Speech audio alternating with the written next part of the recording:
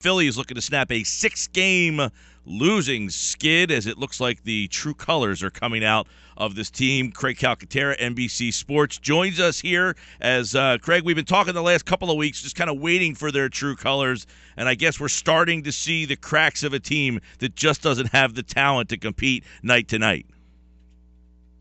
Yeah, I mean, it wasn't hard to see this coming. You get that youth enthusiasm, you get some good arms pitching well.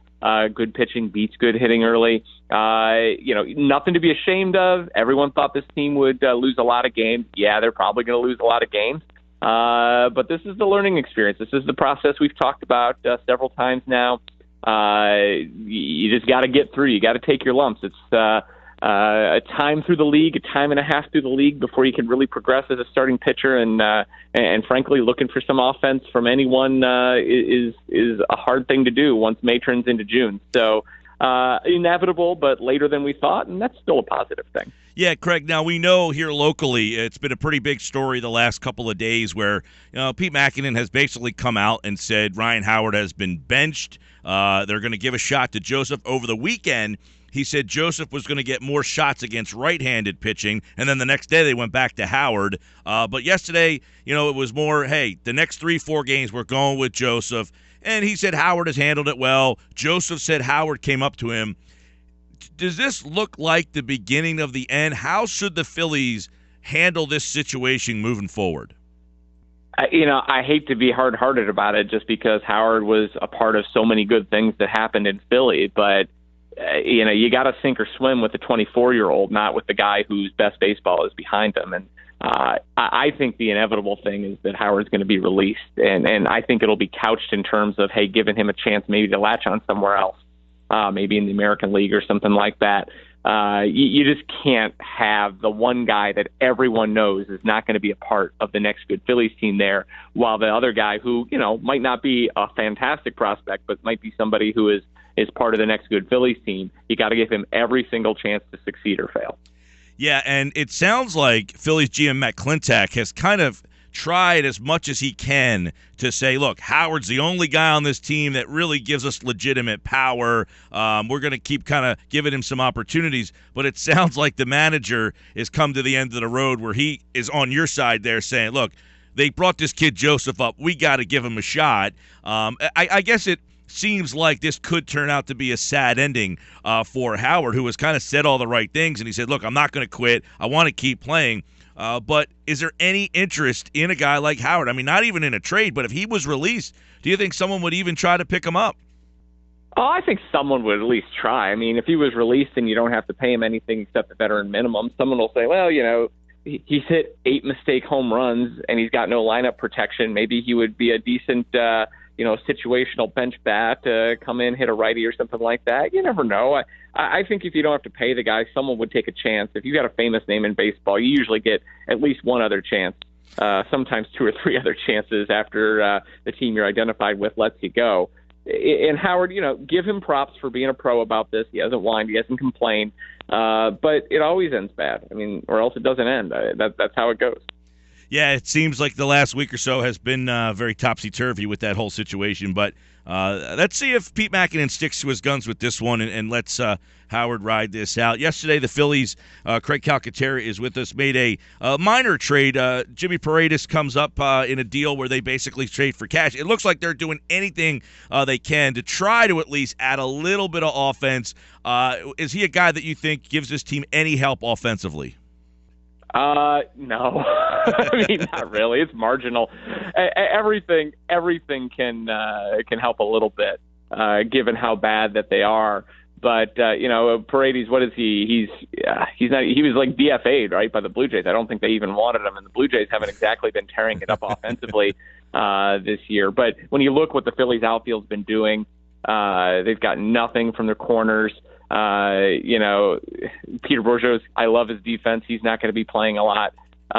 He's never going to be an offensive threat. We've learned this by now. Give someone a chance. At least show the fans that you're trying to make some moves because the Phillies offense is getting near historically bad. Anytime you get traded for cash, typically that doesn't say a whole heck of a lot, right? What is that cash? Are they giving like 100 unmarked bills? What kind of cash consideration do you get when you're traded? I always like to pretend that Cash Considerations is a person, and he's just been traded constantly, and he gets no respect whatsoever. Craig Calcaterra with us here. The Phillies get ready to take on the Brewers for a 4-game set. And, you know, quite frankly, their schedule the last couple of, the last 10 days or so has not been helpful for them with Detroit, Chicago, Washington. And I guess that gave you a good indication that they just really don't stack up there. But I want to really look forward and ask you, do you think this team is ready for a long slide, or do you think this is a team that could be around 500 all season long? I mean, they've exceeded some expectations, but should fans be bracing themselves for a pretty deep slide right now? Not necessarily. This is it's a club that's on a really hard stretch, as you mentioned, but also I have been overwhelmingly impressed with Pete Mackanin. Just the way he carries himself. You see him in spring training. You see him in interviews. He's been around so long. He's not some guy who is, trying everything he can because he's worried about his job or anything like that. He knows where he is at this point in his career, and he's well respected. He's got the backing of the front office. Keeps a very even keel. It's amazing. I mean, when you look back to how things were under Sandberg versus how they almost immediately transformed under Mackanin, that's not the stuff of a lose 17 or 20 kind of stretch, even if you don't have talent. Now, whether that's 500, I don't know, but they just don't strike me as a club that will be allowed to come into the ballpark and just mail it in every day like you do when you're playing for a manager who everybody knows is going to be fired. I mean, you saw that with the Braves. You see it with the Padres a little bit, even though their manager seems to be safe. But I think Mackanin is a good enough manager and a good enough people person in the clubhouse to where he's not going to let this team crater.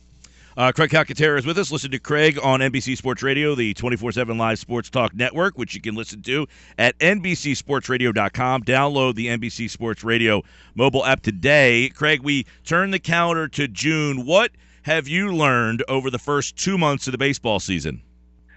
Pitching still ahead of hitting. We're definitely we see a lot of home runs and stuff, but we're definitely in an era right now where hard-throwing pitching and strikeouts and lack of action on offense is definitely the hallmark of the game. And I'm finding it a little distressing, actually. It's getting to be hard to watch a game once in a while when, there's so many strikeouts, so many homers, and just not a lot of action on the base paths.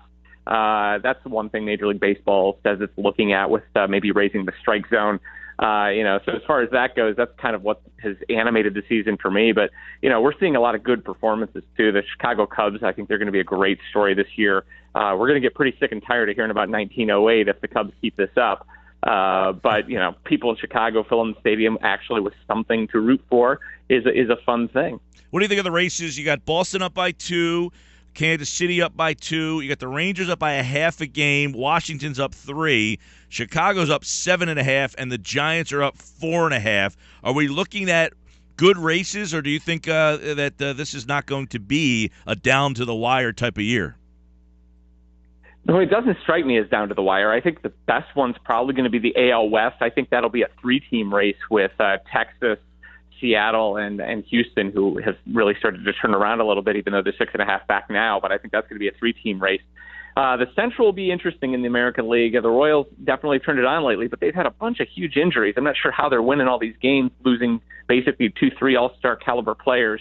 But there's not really another great team in the Central that seems like it's ready to step up. The White Sox are wilting.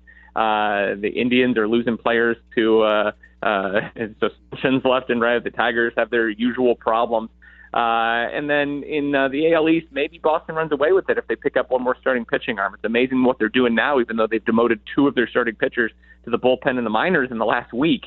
All in all, I don't see a lot of ton of good races. Cubs are going to probably run away with it.